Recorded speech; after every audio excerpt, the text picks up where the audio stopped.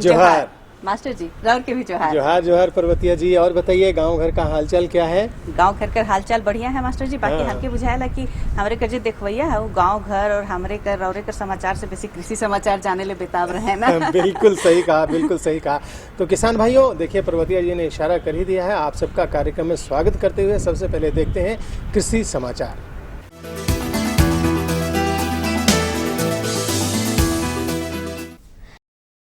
नमस्कार, कृषि समाचार में आपका स्वागत है। मैं हूं संयुक्ता। आइए देखते हैं आज कृषि समाचार में क्या है खास। कृषि विकास को गति प्रदान कर रहा है कृषि विकास योजना। आम के मंजरों को झड़ने से बचाता रोगट दवा का छिड़काव। एक दिन में 6 एकड़ खेत की तैयारी कर देता है पावर टिलर। देश के संपूर्ण विकास के लिए कृषि क्षेत्र का विकसित होना आवश्यक है। इसके लिए कृषि विकास नीति के तहत सरकार की ओर से विभिन्न प्रकार की योजनाएं चलाई जाती है। ऐसी ही एक केंद्र प्रायोजित योजना है राष्ट्रीय कृषि विकास योजना। राष्ट्रीय कृषि विकास योजना देश में कृषि विकास के लिए इस योजना के अंतर्गत बहुत सारे काम हो रहे हैं। कृषि के सभी क्षेत्र जैसे खेती बाड़ी, कुक्कुट पालन, पशुपालन, डेयरी के विकास के साथ छोटे बड़े चेक डैम निर्माण इत्यादि कार्य किए जा रहे हैं। राष्ट्रीय कृषि विकास योजना का लक्ष्य इन कार्यों के जरिए कृषि विकास दर को बढ़ाना है। राज्य के कृषकों को भी इस योजना के तहत विभिन्न प्रकार से लाभ पहुंचाया जा रहा है।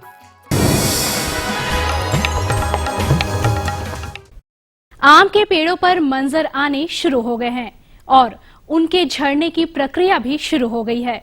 परंतु अच्छे और मीठे आम भरपूर मात्रा में हमें तभी प्राप्त हो सकते हैं जब हमारे पेड़ों पर लगे मंजर आम बनने तक सही सलामत रहे। आइए जानते हैं मंजर की सुरक्षा के उपाय। आम के वृक्षों पर मंजर तो समय आने पर अच्छी मात्रा में लगते हैं, परंतु कई कारणों की वजह से ये झड़ने लगते हैं, जिससे हमें पूरी मात्रा में आम नहीं मिल पाते।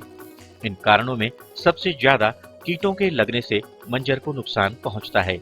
इसलिए कृषि विशेषज्ञ ये सलाह देते हैं कि आम के वृक्षों पर रोगर दवा के घोल का छिड़काव किया जाए। किसान भाइयों, जैसे आपके आम में मंजर आना शुरू हो गया है, मंजर की जो भी झड़ना होता है उसको रोकने के लिए आप इसमें कीट एवं बीमारियों से इसको रोकने के लिए आप रोगर या कॉन्फिडोर 1 ml को 3 लीटर पानी में, रोगर 2 ml 1 लीटर पानी में, इसके साथ साथ बेविस्टिन या आप सल्फेक्स पाउडर 2 ग्राम 1 लीटर पानी में मिला करके इसका छिड़काव करें तो इससे आपको मंजर को झड़ने से बचाया जा सकता है। बसंतकालीन फसल लगाने के इच्छुक किसानों के लिए गन्ने की खेती लाभप्रद साबित हो सकती है। BO 147 नामक गन्ने की किस्म बसंत ऋतु में लगाकर कृषक अच्छा मुनाफा प्राप्त कर सकते हैं। बसंतकालीन फसल के रूप में गन्ने की BO 147 प्रभेद लगाकर कृषक गन्ने की अच्छी फसल प्राप्त कर सकते हैं। यह प्रभेद सभी प्रकार की मिट्टी के लिए उपयुक्त होती है। साथ ही सूखे और जल जमाव को सहने की क्षमता के साथ साथ लाल विगलन रोग रोधी भी होती हैं। गन्ने की BO 147 प्रभेद की बुआई के लिए 3 आंखों वाला टुकड़ा अच्छा माना जाता है। वैज्ञानिक विधियों द्वारा बुआई कर एवं उचित कृषि कार्यों द्वारा इस प्रभेद को लगाकर कृषक प्रति हेक्टेयर लगभग 1000 क्विंटल गन्ना प्राप्त कर सकते हैं।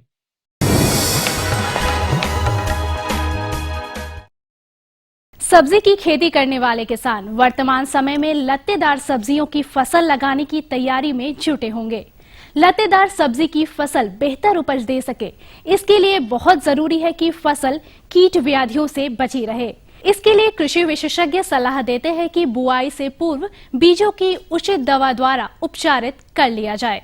लत्तेदार सब्जियों की लगाने से पहले बीज को उपचारित करें ट्राइकोडर्मा से।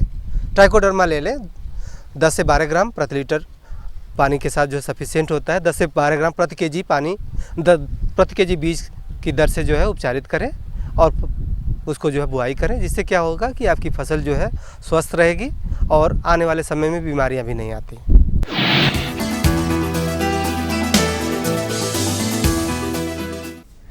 किसी भी फसल को लगाने के लिए सबसे पहला कृषि कार्य होता है खेत की तैयारी।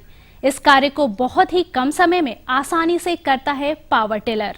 फसल बुआई से पूर्व खेत की तैयारी के कार्यों जैसे जुताई, ढुलाई, ढेला फोड़ना इत्यादि समग्र कार्यों को अकेले करने में सक्षम है यह कृषि उपकरण, जिसका नाम है पावर टिलर। किसान भाइयों का समय और मेहनत बचाकर प्रतिदिन लगभग 6 एकड़ खेत को बुआई के लिए तैयार करने वाला यह उपकरण बाजार में उपलब्ध है। और अब एक नजर राज्य के कुछ प्रमुख शहरों के मौसम के मिजाज पर। आज राज्य के कुछ प्रमुख शहरों के तापमान इस प्रकार दर्ज किए गए। रांची अधिकतम 26 डिग्री सेल्सियस और न्यूनतम 13 डिग्री सेल्सियस। देवघर अधिकतम 28 डिग्री सेल्सियस और न्यूनतम 15 डिग्री सेल्सियस। दुमका अधिकतम 27 डिग्री सेल्सियस और न्यूनतम 15 डिग्री सेल्सियस। गोड्डा अधिकतम 30 डिग्री सेल्सियस और न्यूनतम 19 डिग्री सेल्सियस। चाईबासा अधिकतम 27 डिग्री सेल्सियस और न्यूनतम 14 डिग्री सेल्सियस। और हजारीबाग का तापमान अधिकतम 26 डिग्री सेल्सियस और न्यूनतम 12 डिग्री सेल्सियस रहा।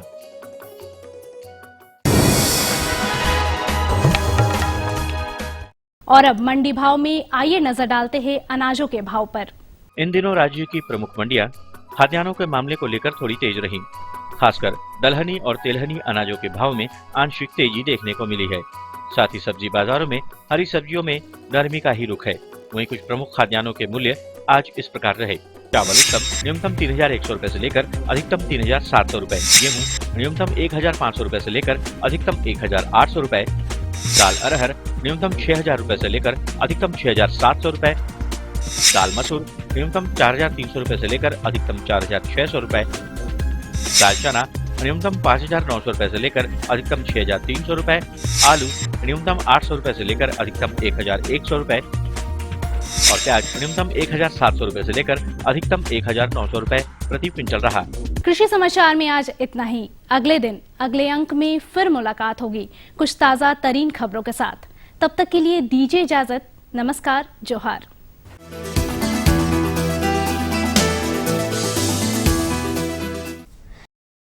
मास्टर जी, किसी समाचार में तो बड़ा बढ़िया बढ़िया नया नया जानकारी रौरे दिवा दिली। मंडी कर भाव भी बता दिली और मौसम कर हाल भी बता दिली जे कि एखन इतना तेजी से बदले लगी है, कखनो ठीक गर्म रहेला, कखनो ठंडा हो जाएला। भाई देखिए, मौसम तो ऐसा होता ही है और मौसम के साथ साथ उसकी जो सावधानियां हैं वो हमारे किसान भाइयों को बरतनी चाहिए और वो बरतते भी होंगे। तो चलिए मौसम की इस बात के साथ और भी बात आगे बढ़ाएंगे, लेकिन अभी एक छोटा सा विराम पहले ले लेते हैं। हाँ मास्टर जी, तो आप बने रहिए हमारे साथ, हम मिलते हैं इस छोटे से विराम के बाद। ये लो और बताओ। बस। अरे ये क्या भैया जी, बस इतनी सी रासायनिक खाद? किसानी छोड़ रहे हो क्या? किसानी नहीं, नादानी छोड़ रहे हैं। मिट्टी की जांच कराई है। अब तो लालाजी जितनी जरूरत है उतने ही उर्वरक खेत में डालेंगे। हाँ, किसान भाई आज ही अपने जिले की नजदीकी भूमि परीक्षण प्रयोगशाला में मिट्टी की जांच जरूर करवाएं और मिट्टी में पोषक तत्व, नमी व पौधे के विकास को देखते हुए केवल जरूरत के अनुसार ही पोषक तत्व डालें। और हाँ, मिट्टी में गंधक, जस्ता, बोरोन जैसे सूक्ष्म पोषक तत्वों का पता लगाना भी न भूलें। उर्वरक और जैविक खाद के सही उपयोग से भूमि का उपजाऊपन बनाए रखें, उत्पादकता बढ़ाएं, खर्चा घटाएं और बहुमूल्य विदेशी मुद्रा बचाने में भी सहयोग दें। और हाँ, धीमी गति से नाइट्रोजन उपलब्ध कराने वाले उर्वरकों जैसे नीम लेपित यूरिया को प्राथमिकता दें और यूरिया का पत्तों पर छिड़काव करें। अरे वाह, तू तो सचमुच समझदार हो गया रे। अधिक जानकारी के लिए संपर्क करें जिला कृषि अधिकारी या किसान कॉल सेंटर।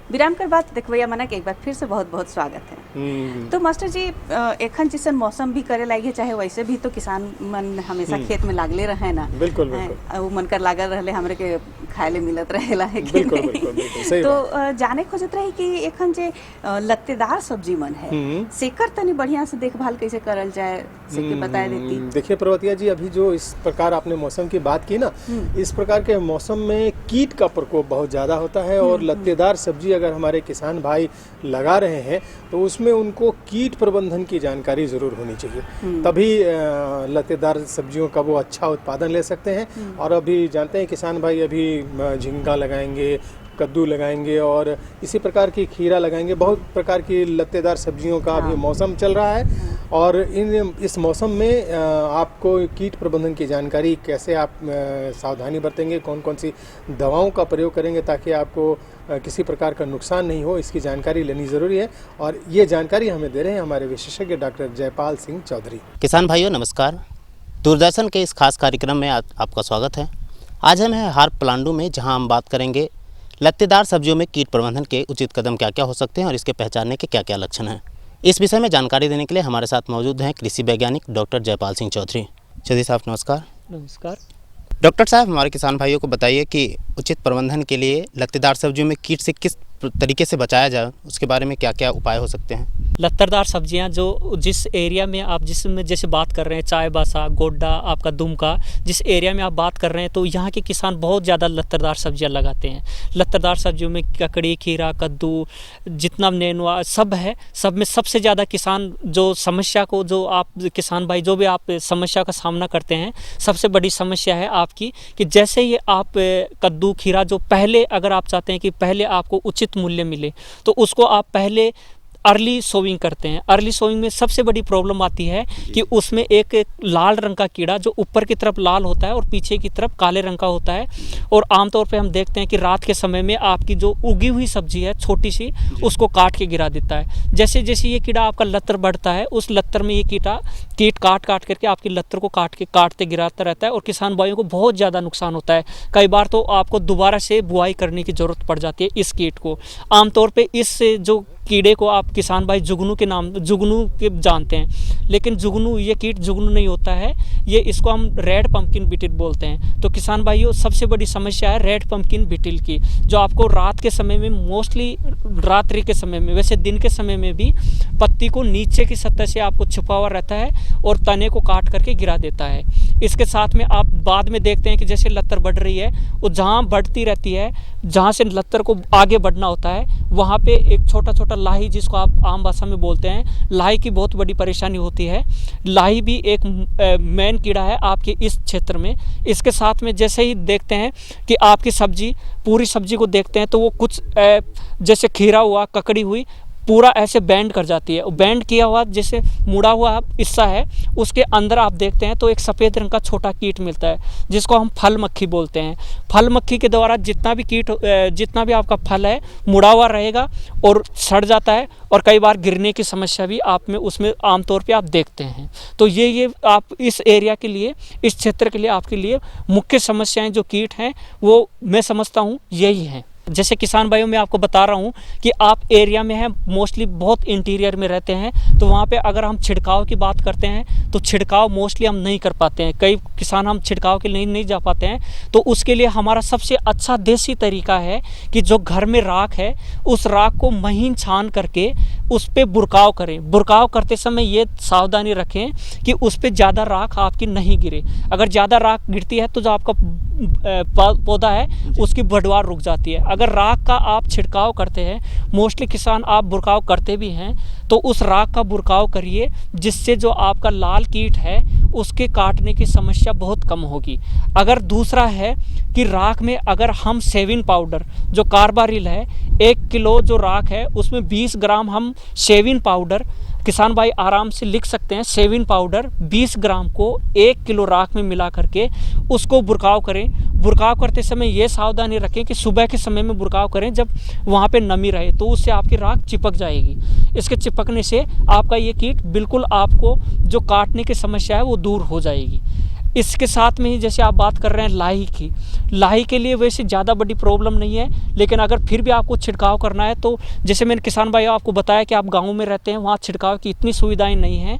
उसके लिए अगर आपको नीम का बीज है वो मिल रहा है, तो नीम के बीज को आप पीस करके 2 दिन उसको पानी में भिगो करके जो उसका कस निकलता है उसका छिड़काव कर दे, तो लाही और अन्य कई कीट हैं जो हमारे घरेलू नुस्खा है और बहुत अच्छी दवा है, कारगर साबित होगी। उसका आप छिड़काव करके और कीटों को, लत्तेदार सब्जियां हैं और भी सब्जियों में आप उसका प्रबंधन कर सकते हैं। अक्सर देखा जाता है कि तापमान जैसे जैसे बढ़ती जाती है लाही का प्रकोप जो है वो बढ़ता जाता है, तो उसके लिए कुछ खास निर्देश किसान भाइयों के लिए? पहले आप नीम का जो बनी हुई दवाइयाँ हैं उसका छिड़काव करें, तो उसके मित्र कीट होते हैं वो भी नहीं मरेंगे। इसके साथ साथ दूसरा जो है लाही है, उसके लिए अगर आपको ज़्यादा प्रॉब्लम आ रही है तो उसके लिए रोगर हमेशा हर दुकान, जो दवा की दुकान है उस स्टोर पे आपको मिल जाएगा। 2 ml को 1 लीटर पानी में, या कॉन्फिडोर 1 ml को 3 लीटर पानी में मिला करके इनका छिड़काव करें तो लाही से आपको निजात मिल जाएगा। अच्छा डॉक्टर साहब, जो फल मुड़ने लगते हैं उसके बचाव के लिए क्या किया जा सकता है? कई बार आपका फल लगना शुरू होता है, फल से पहले आपका जो फूल है वो भी झड़ता है काफ़ी। फूल झड़ने के कई तरीके हैं कि अगर नर होता है, नर और मादा इसमें अलग अलग होते हैं, ज़्यादा नर होता है तो भी झड़ता है। तो ये भी ध्यान रखें कि नर और मादा का समुचित अनुपात उसमें आपके खेत में बुआई करें। इसके साथ साथ कुछ पोषक तत्वों की कमी रहती है, उनका भी ध्यान रखें। और पोषक तत्वों के साथ में कीट नियंत्रण आपको बता दिया है, तो फूल नहीं झड़ेगा।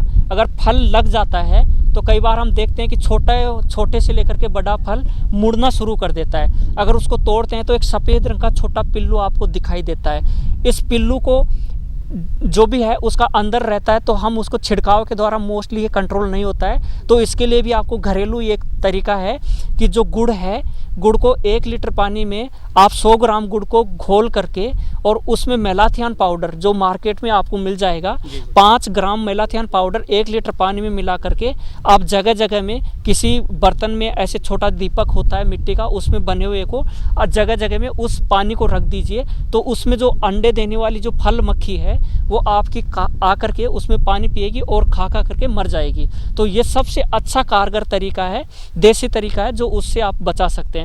जैसे भी हो, मुड़ा हुआ फल हो उसको तोड़ करके नष्ट करें। इसमें साफ सफाई भी आप ध्यान रखें। डॉक्टर साहब, आप हमारे कार्यक्रम में आए इसके लिए बहुत बहुत धन्यवाद आपका। धन्यवाद। अम्मा खाना दे दो ना। सबर कर गोलू, अभी दाल नहीं गली है। तू फिक्र ना कर गोलू की अम्मा, अब की बार अपनी दाल खूब गलेगी। क्या मतलब जी? अब की बार NFSM के तहत दाल की पैदावार को बढ़ाने के तरीकों को दिखाने के लिए देश में 1000 क्षेत्र चुने गए हैं, जिसमें हमारा इलाका भी आ गया है। पर इससे हमें क्या फायदा? हमें 5 एकड़ खेती के लिए खाद और कीटनाशक के अलावा बढ़िया बीजों की एक मिनी किट भी मिलेगी। इतनी दाल का करेंगे क्या जी? अरे भगवान, सरकार ने दलहन का समर्थन मूल्य भी खूब बढ़ा दिया है और इनकी खरीद का भी पूरा इंतजाम कर लिया है। इससे आमदनी बढ़ेगी और फिर हमारा गोलू अच्छे स्कूल में जाकर के कृषि वैज्ञानिक बनेगा। हाँ तो मास्टर जी, ये लत्तर वाला जितना सब्जी रहे सेकर देखभाल कर बारे में तो किसान भाई मन बुझ गेले, बिल्कुल। लेकिन हमके बुझाला कि अगर बोदी कर बात करब, खासकर हमके बुझाला जे तनी बाद में माने गर्मा बोदी जे के कहे ना। नहीं, अब तो गर्मा फसलों का ही समय है इस समय। हाँ। एखन तो जो मन लगा तो उकर ले भी कोनो खास ध्यान रखे का। हाँ, देखिए, अभी अगर हम हमारे किसान भाई गर्मा बोदी लगाना चाहते हैं तो उसकी वैज्ञानिक विधि का अगर प्रयोग करेंगे तो वो बहुत अच्छा उत्पादन ले सकते हैं, बाजार में अच्छा उसका दाम भी मिलेगा। और कई ऐसी किस्में हैं जिनका उपयोग हमारे किसान भाई करेंगे तो काफ़ी अच्छी फसल उनको मिल सकती है। तो इसके बारे में आप चाहती हैं कि हम लोग जानकारी दे दें? जैसे रौरे हमेशा बताइला से लखे। तो किसान भाइयों, चलिए अपने विशेषज्ञ डॉक्टर RS पान से इस बात की जानकारी लेते हैं कि गर्मा बोदी की जो लगाने की वैज्ञानिक विधि है वो क्या है और कैसे आप किस्मों का चुनाव करेंगे।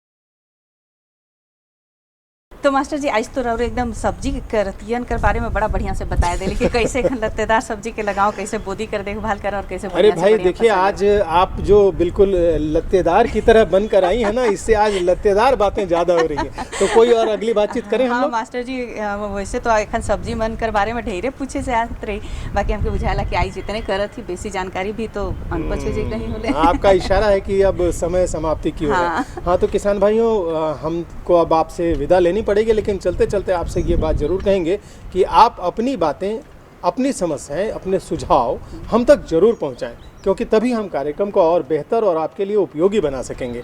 और इसके लिए ज़रूरी है कि आप हमारा पता नोट करें। तो हमारा पता है कार्यक्रम कृषि दर्शन, कृषि प्रकोष्ठ, द्वारा केंद्र निदेशक, दूरदर्शन केंद्र, रांतु रोड, रांची, पिन संख्या 834001। रौरे का चिट्ठी का हमेशा हमरे के इंतजार रहेला। बिल्कुल, और इसी के साथ हम अपनी पूरी टीम के तरफ से आपसे विदा मांगते हैं। अगले अंक में नई जानकारियां होंगी, आप होंगे और होगा आपका कार्यक्रम कृषि दर्शन। जोहार।